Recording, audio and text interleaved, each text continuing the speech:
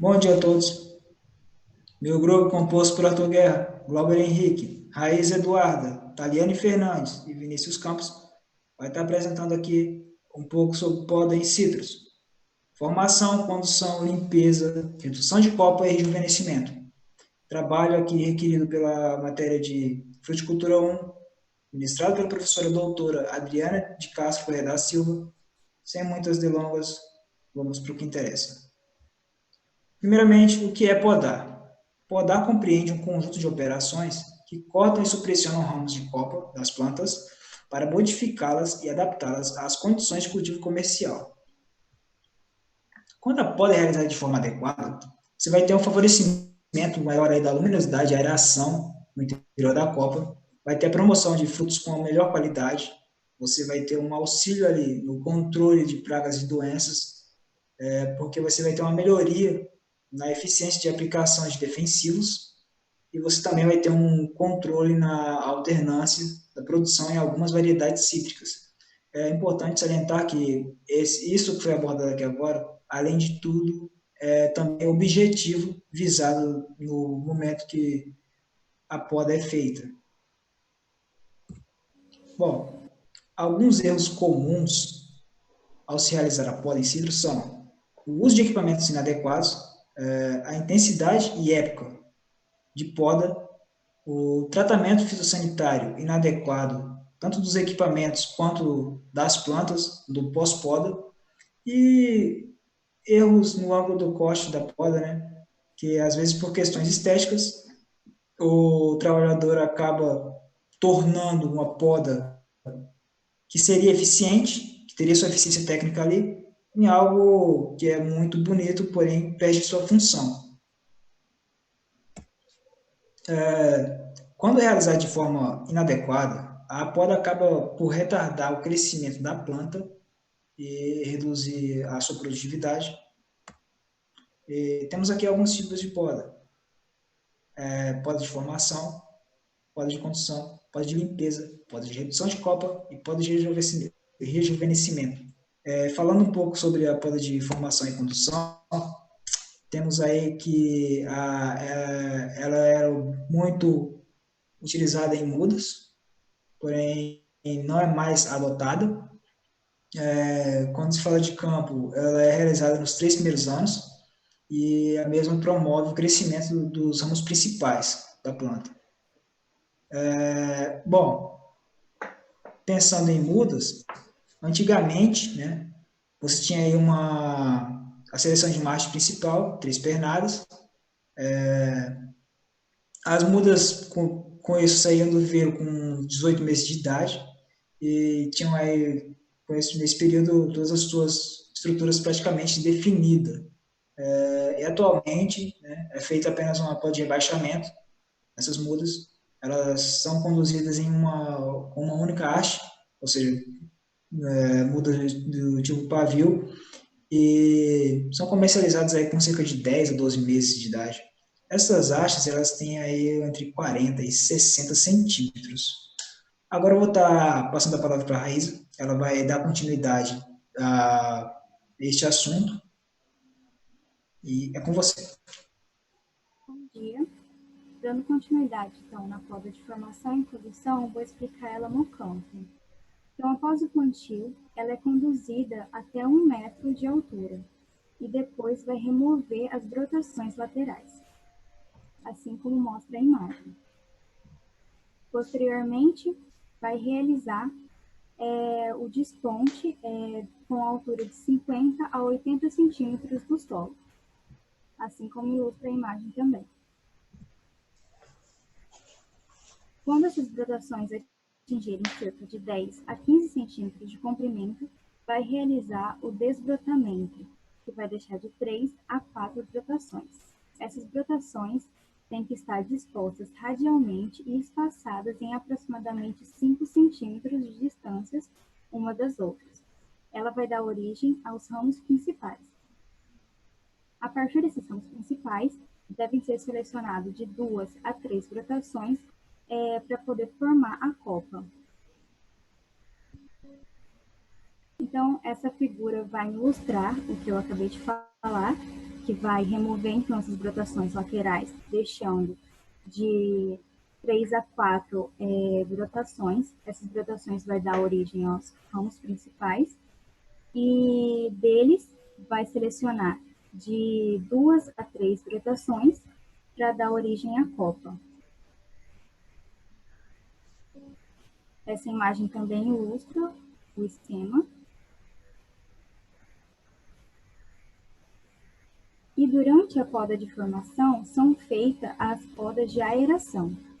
Essa poda de aeração vai podar os ramos mais eretos no interior da copa e os que têm tendência de crescer para o seu interior. E essa planta vai ter um formato de taça.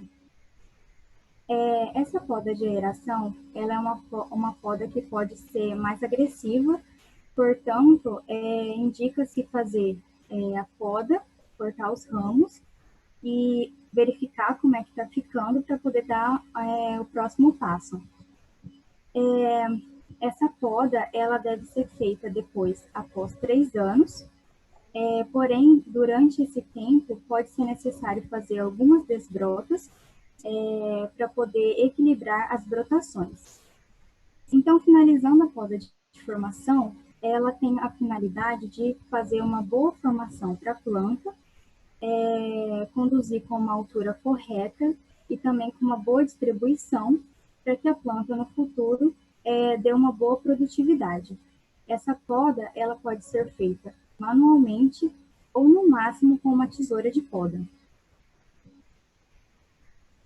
A poda de limpeza geralmente ela é feita no inverno ou quando for verificado que tem alguma doença. O objetivo dela é retirar os galhos doentes, improdutivos ou mal localizados. Ela vai facilitar o manejo da cultura, vai melhorar a aeração e luminosidade e remover os ramos ladrões.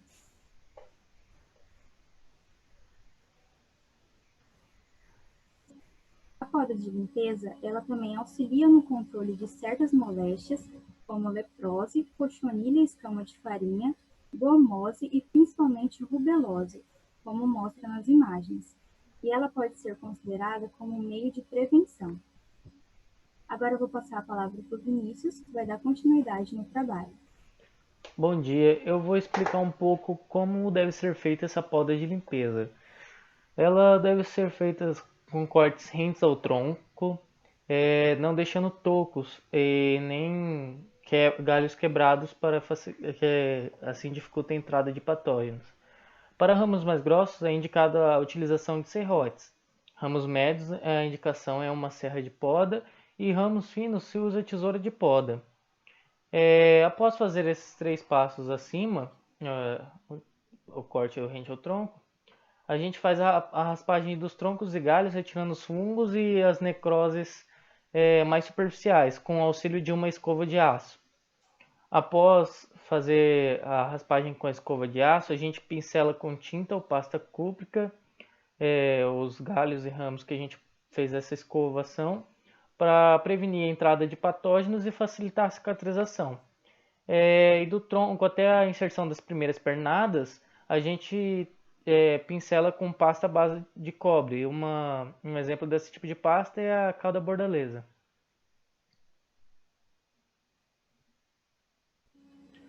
Aqui a gente tem a poda de redução de copa. A poda de redução de copa é uma poda bem simples que fazemos ela quando você tem a sua planta está entrando em contato, está entrando invadindo o espaço da outra planta, da sua planta vizinha. Você faz o controle para que elas fiquem em seu devido espaço. Ou então, quando ela passa da altura do seu limite, por exemplo, sua colheita você colhe até uma altura e ela passou dessa altura, você vai gastar a sua planta vai estar gastando energia mandando assimilados para aquele galho acima da altura que você não vai utilizar, você não vai colher aquele fruto, então você passa ali fazendo o rebaixamento da copa e você tem maior eficiência, maior produtividade nos galhos mais abaixo que você vai conseguir colher. E também facilita no manejo de doenças e a própria colheita também.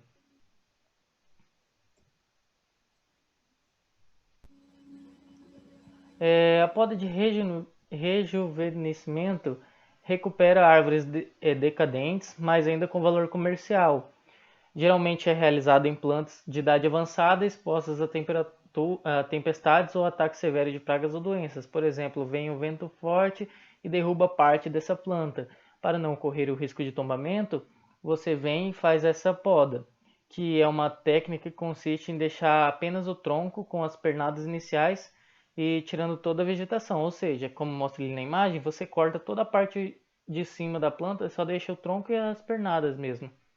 É geralmente realizado no inverno, quando no caso de plantas velhas, que não tem mais uma produtividade boa, e quando é feita por alguma injúria, por exemplo, ataque de pragas e doenças ou tempestade, no caso de tombamento, de quebra de galhos, você pode realizar após essa injúria.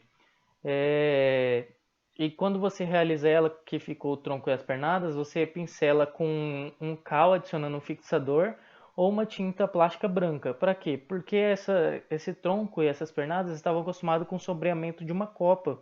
Então, quando você retira essa copa, a incidência de raios solares nele é bem maior do que ele está acostumado. Então, você pincela esse cal ou a tinta para evitar queimaduras.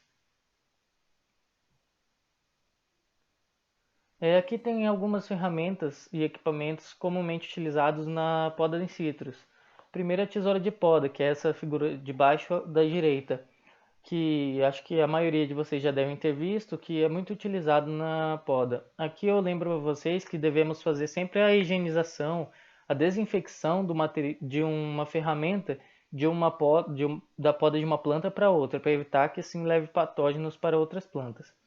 Aí temos também o serrote, que é essa imagem acima, o formão, que é essa imagem à esquerda, o podão, que se trata de uma tesoura de poda, só que em cima de uma haste, para você alcançar galhos que você não alcança manualmente, e a motosserra, que é um motor com uma corrente que tem serras nela, que serve para você serrar galhos mais pesados e aumenta a sua produtividade na poda. A poda mecanizada, ela é bem utilizada em grandes lavouras de grandes pomares de citricultura. Ela tem suas vantagens e suas desvantagens. Sua vantagem é que seu rendimento é bem maior do que a poda manual.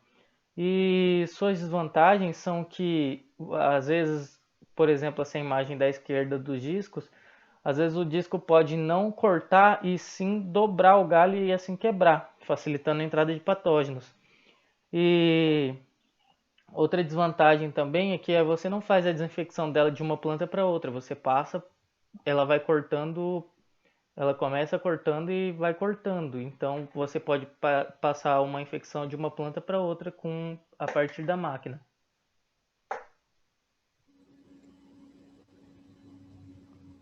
A época recomendada para a poda na escultura dependerá da localização geográfica que você está, da cultivar que você está utilizando, da intensidade da sua poda e do tipo da poda.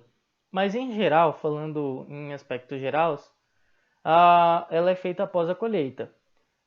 Espécies de maturação precoce você faz a partir de junho e espécies de maturação tardia você faz a poda lateral no final da primavera.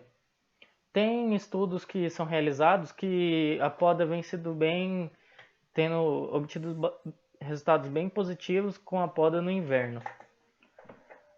As considerações finais é que a poda nos citros é de suma importância para você obter uma produtividade satisfatória. Se você não conseguir fazer, se você não souber as técnicas corretas para fazer essa poda, você tem que contratar alguém que saiba fazer, porque se você tentar fazer de forma errada, é melhor nem fazer, pois seus problemas que vai ocorrer por você ter feito errado é pior do que você não tivesse feito a poda.